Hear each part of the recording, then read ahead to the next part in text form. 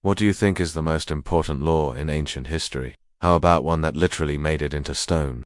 In this series, we bring you the most important laws from the earliest civilizations. We start with the Code of Hammurabi. The Code of Hammurabi, ancient Babylon's legal blueprint, c. 1754 BCE, Babylon reign of Hammurabi, discovery and physical artifact. It was first discovered by French archaeologist Jacques de Morgan in Susa. Structure and legal principles. The code opens with a prologue in which Hammurabi declares his divine mandate to bring justice to the oppressed and prevent the strong from oppressing the weak. It ends with an epilogue cursing any future ruler who alters these laws.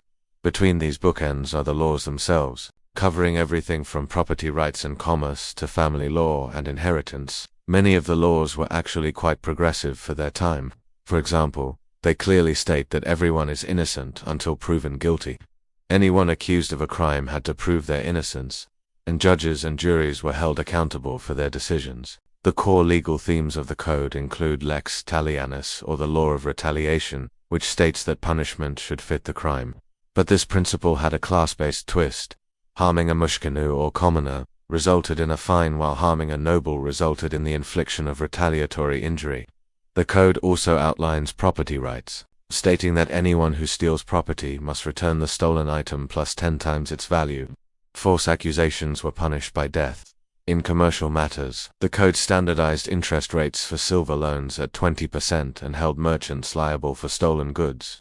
Family law was also heavily regulated. Men could easily divorce their wives, but women had to prove that their husbands had neglected them to get a divorce. Adultery was punishable by death, with both the man and the woman being drowned, unless the king pardoned them. Sons inherited property equally and daughters received dowries.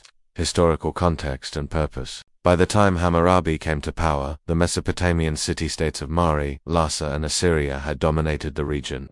Now under Babylonian rule, the newly acquired subjects followed different customs and had various cultural practices. To unify his empire, Hammurabi needed a set of laws that applied to everyone equally. The Code of Hammurabi served both as a legal code and a propaganda tool. By having the laws inscribed on a giant stone pillar and placed in prominent public spaces throughout the empire, Hammurabi projected himself as a shepherd of justice, legitimizing his rule through divine endorsement. However, scholars debate whether the laws were enforced consistently throughout the empire, or whether they were merely ideological pronouncements. Legal records indicate that local customs often took precedence over Hammurabi's laws, influence and legacy. Nevertheless, the code had a profound impact on subsequent civilizations. It inspired the Hittites, Assyrians, and Hebrews, who adapted many of its laws, such as the ones cited in Exodus 21:24, eye for an eye. The code was rediscovered by Western scholars in 1851 when Henry Rawlinson deciphered it using the Behistun inscription. Today, the original stele is a UNESCO World Heritage Site. Though it was looted from Babylon by the Elamites in 1158 BCE, it was an early instance of cultural pillaging. The Code of Hammurabi continues to resonate today. A marble relief of Hammurabi adorns the House Chamber of the U.S. Capitol, and it is cited in displays about the origins of justice at the UN headquarters. Debates and misconceptions. Modern readers often misinterpret the severity of the punishments outlined in the code. The eye for an eye principle was only applied to equals. When it came to lower-class individuals, fines compensated the victim rather than inflicting physical harm. Also, while the code regulated slavery and gave slaves certain rights, it did not endorse slavery as a practice.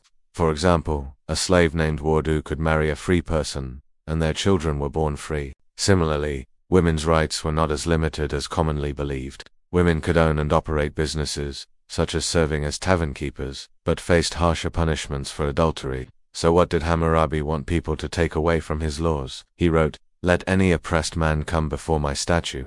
Let him have my inscribed words read aloud. Let him hear his rights." The Code of Hammurabi was more than just a collection of laws, it was a revolution in legal philosophy.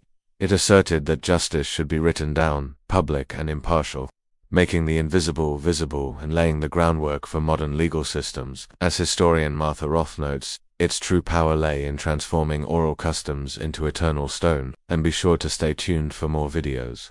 Thanks for watching.